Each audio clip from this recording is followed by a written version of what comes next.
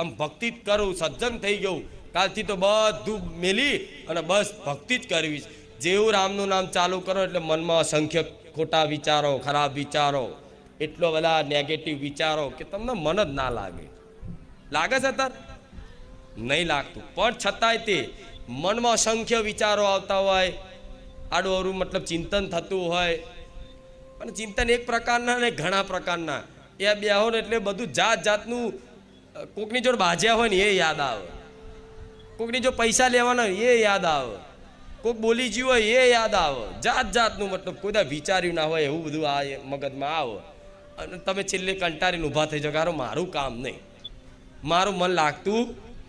તો નિરાશ થવાની જરૂર. મન ના લાગે ને વિચારો આવે ને છતાંય તમારે એવું વિચારવાનું, આ જીવ નહીં કહેતા કે દુઃખ બહુ છે, દુઃખ બહુ છે, પેઠવાની શક્તિ નહીં રહી. મરવાના વિચાર આવે, આત્મહત્યા કરવાના વિચાર આવે, કંઈક તલાઈમાં ડૂબી જવાના વિચાર આવે, કંઈક નાહી જવાના વિચાર આવે, આ બધાને છોડી દઈને બધું મૂકી દેવાના વિચાર આવે. આવું નેગેટિવ વિચાર, નેગેટિવ ચિંતન બધાની અંદર થતું હશે, બધાની અંદર થતું હશે. હું જાણું છું બધાની અંદર થતું હશે. શું કરું, શું કરું, શું કરું? પણ આ પીડાને, આ વિચારોનો નાશ કરવા માટે આ રામ નામ સિવાય કોઈ ઔષધિ જગતમાં. માતાજી સામેથી પ્રસન્ન થઈને એમ કે બોલ દીકરા, આજુ રોમવારી ખુખાર મેલડી તારી ભક્તિથી પ્રસન્ન થઈને આવી છું.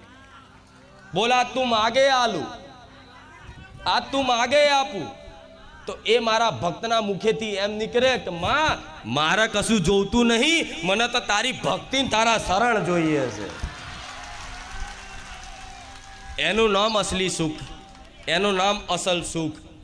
પણ અત્યારે તો ખાલી ખાલી તો એવું કહી દે માણસ, માડી મારે કશું જોઈતું નથી, અને ઘેર જાય એટલે તરત પાછું ચાલુ ને ચાલુ.